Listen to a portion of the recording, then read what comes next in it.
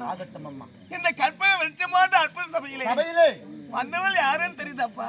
விவரமா சொன்னா தெரியுமா? எனக்கு ஒரு ஆளுக்கு தெரிஞ்சுட்டா நான் போய் இவங்க அவங்க அவங்க இவங்க சொல்ல முடியாது. விவரமாக சொன்னாலும் அல்லவா தெரியும். அவங்களுக்கும் தெரியும் எனக்கு. அவ்வாறே சொல்லுகிறேன். ஆகட்டும் அம்மா. வந்தால் வேணிகமாதே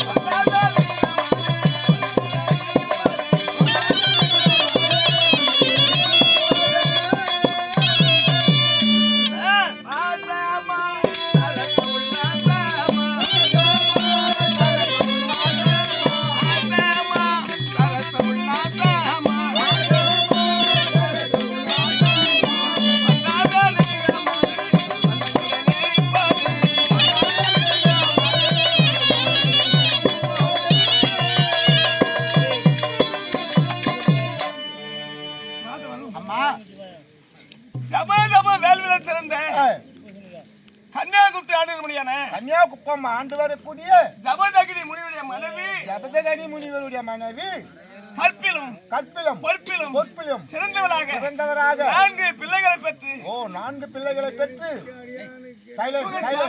வாழ்ந்து வருகின்றனப்பா. எவ்வித குறையுமின்றி முறை என்பது முறையிட்டு பார்த்தாலும் பிள்ளைகளின் பெயரோ பலன் சுதன் அதிபலன் ராமன் சொல்லக்கூடிய 4 பிள்ளைகளை பெற்று பேரும் புகழோடு வாழ்ந்து வருகின்றீர்கள். எப்படி வாழ்ந்து எப்படிங்களம்மா? நான் கந்த காலாப்பா புதி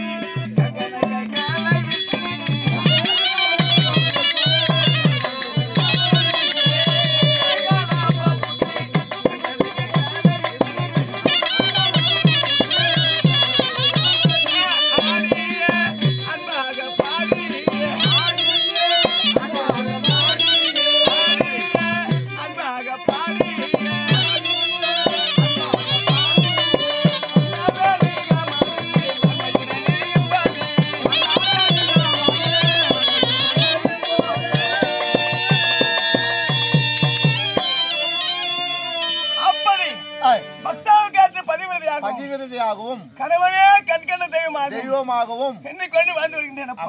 இருந்தாலும் என் கணவன் செய்ய முடியாத பூஜைக்கு அனுதினமும் பிரம்மபுரா நதிக்கரைக்கு சென்று பிரம்மபுத்திர நதிக்கரைக்கு சென்று கங்காதேவி மனதில் நினைத்து பெரும் மணலாக குடமாக செய்து மணலை குவித்தால் குடமாக செய்து குடமாக வரும். அது ஏன் என்னை கற்பின் தன்மையால் குடமாக அளிப்பா. அப்படி அந்த குடத்தை எடுத்து இன்னும் பூஜைக்குரிய சாமான் கொண்டு வந்து என்னை கணவனுடைய பாதத்தில் வைத்து விட்டு அழகாக ஒரு கீர்த்தனை பாடினார். அதன் பிறகு கல்வி தேர்ந்திருப்பார். அதன் பிறகு அவர் சிவன் பூஜை முடித்து விட்டு வரும் வரைக்கும் என்னை கற்புக்கு யாரும் ஒரு கலங்கம் வராமல் அந்த சிவனையே துதித்துக் கொண்டிருப்பேன். அப்படி என்று போல் இன்றைய தினத்திலே ஆயுத நிலையில் இருக்கின்றார். ஆண்டவர் எழுந்திருக்கின்றாக முன்பாக சென்று நாம் ஜலம் கொண்டு வர வேண்டும். போகலாமா? புறப்பட்டு போகலாம்.